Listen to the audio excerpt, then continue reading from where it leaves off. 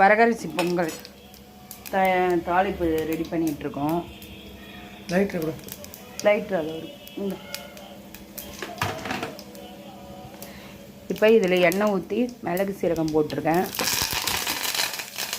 கருவேப்பிலை போட்டிருக்கேன். இஞ்சி போடுமாம்மா, இஞ்சி கொஞ்சமாக போடு. இஞ்சி போட்டிருக்கேன். இப்போ தாளிப்புட்டேன். இப்போ இதை நல்லா வதங்கட்டும். இதில் நான் வந்து டயட் மெயின்டைன் பண்ணுறதுனால இது பண்ணல, முந்திரி போடல.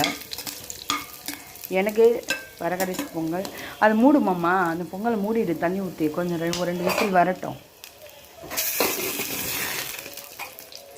என்ன பண்ண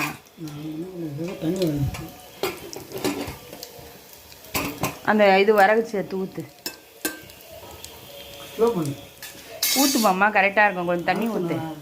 அப்போ கொஞ்சம் தண்ணி ஊற்று. ஒரு டம்ளர் தண்ணி ஊற்று. நீ அரைச்சி வச்சிருப்பேன்னு நினைச்சேன்.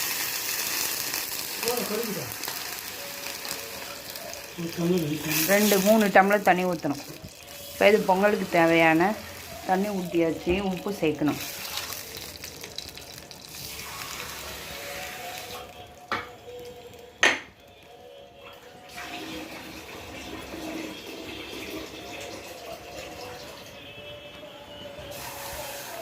இப்போ பொங்கலுக்கு தேவையான வரகரிசி பொங்கலுக்கு தேவையான உப்பு சேர்த்தாச்சு. இப்போ வரகரிசியும் பைத்தம்பருப்பும் கழுவி சேர்த்தாச்சு பொங்கலில்.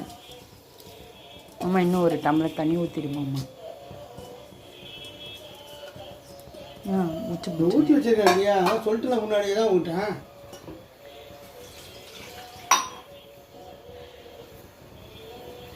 இப்போ 1 டம்ளர் அரிசிக்கு 5 டம்ளர் தண்ணி சேர்க்கணும்.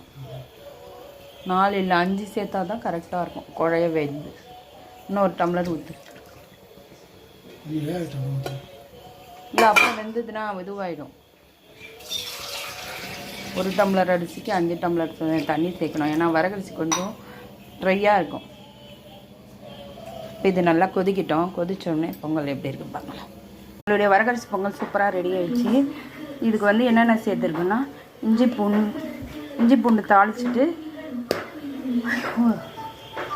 இஞ்சி மிளகு சீரகம், அதுக்கப்புறம் கருவேப்பிலை தாளிச்சிட்டு, வரகரிசி கழுவி பைத்தம்பருப்பு போட்டு கழுவி 5 டம்ளர் தண்ணி ஊற்றி 3 விசில் விட்டு எடுத்தால் நம்ம சூப்பரான வரகரிசி பொங்கல் ரெடி ஆகிடுச்சு. நீங்களே ட்ரை பண்ணி பாருங்கள். சூப்பராக இருக்கும் வரகரிசி பொங்கல்.